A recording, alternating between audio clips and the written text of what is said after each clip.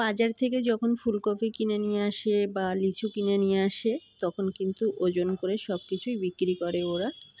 যেটুকু ফল পাবে তার থেকে বেশি পাবে ডাল, আর যেটুকু ফুল পাবে তার থেকে বেশি পাবে এই ফুলের ডাল। তো প্রতিদিনের ন্যায় এখন তো শীতের সময় প্রায় ফুলকপি বাড়িতে আসবে, তো এভাবে বলবো একবার বানিয়ে দেখো ফেলে না দিয়ে। আর যাদের গরু ছাগল আছে গরু ছাগলকে খাইয়ে দেবে।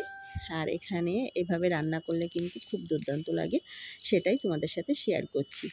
প্রথমে আমি ফুলকপির এই ডগাগুলো ছাড়িয়ে নিয়েছি। এই মাছ পজিশন ফিরে এর ভিতর থেকে নরম অংশগুলোই নেওয়া যায়, বাট আমি নিইনি। আর এই পাতা পাতা আছে, পাতা কোনো ছাড়াবো না, কারণ অনেক সময় আমরা পাতাও খেয়েছি।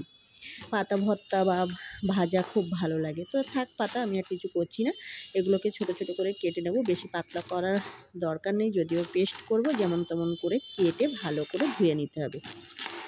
হ্যালো এভরিওয়ান, সবাই কেমন আছো? আশা করি সবাই ভালো আছো। প্রতিদিনের ন্যায় আজও একটা রেসিপি নিয়ে চলে আসলাম। যদি রেসিপি ভালো লাগে তাহলে লাইক দিয়ে পাশে থাকবে, আর কে কোথা থেকে দেখছো অবশ্যই কমেন্টে জানিও। এখানে এই যে জল গরম করতে দিয়েছি, তার ভিতরে ধোয়া ডালগুলো দিয়ে দিলাম।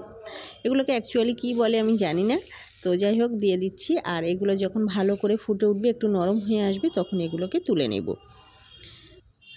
তুলে ভালো করে পেস্ট করে নিয়েছি। আর এদিকে কড়াইতে তেল দিয়ে দিচ্ছি, আর তেলে ফোড়ন হিসেবে দিয়ে দিচ্ছি কালো জিরে, আর দুটো তিনটে শুকনো লঙ্কা, আর তিনটে চারটে মোটা মোটা পেঁয়াজ। পেঁয়াজের পরিমাণটা এখানে একটু বেশি দিতে হবে। একদম পাতলা পাতলা করে কেটে নিয়েছি। আর ওই যে আগে থেকে যে পেস্ট করে রেখেছিলাম সেই পেস্টগুলো এর মধ্যে ঢেলে দেবো। পেঁয়াজ যখন ব্রাউন কালার হয়ে আসবে, এখানে কোনো রকম কিছু দেবো না, জাস্ট। আর এখানে কিন্তু মিক্সিতে দিলে জল দেওয়া যাবে না, তার কারণ জল দিলে যেই সেই বেশি মানে গাঢ় হয়ে আসবে। এভাবে একটু ভাজি করব, তো মানে আর্ধেক মতো হয়ে থাকবে, এরকম মানে খড়খড়ে হয়ে থাকবে, তাহলে মানে ভাজিটা ভালো হবে। আর একটু লবণ আর হলুদ দিয়ে দিয়েছি। আর শুকনো লঙ্কা দিলে বেশি ভালো লাগে, এখানে কাঁচা লঙ্কা দিলেও দিতে পারো, বাট আমি দিলাম না।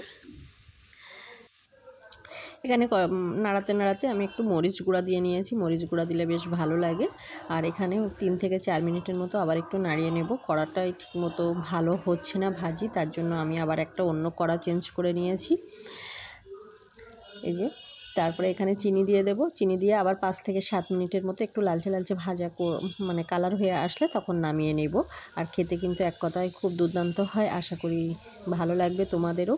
আর এইভাবে না ফেলে দিয়ে এভাবে রান্না করে খেলেই কিন্তু এক ভাগের তরকারি হয়ে যাবে বা ভাজি হয়ে যাবে, এই দিয়ে পুরো ভাত কিন্তু খাওয়া হয়ে যাবে।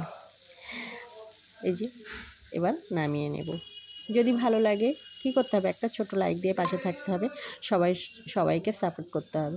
এই যে লালচে লালচে হয়ে গেছে, এবার নামিয়ে নিলাম। এতক্ষণ আমার সাথে থাকার জন্য ধন্যবাদ।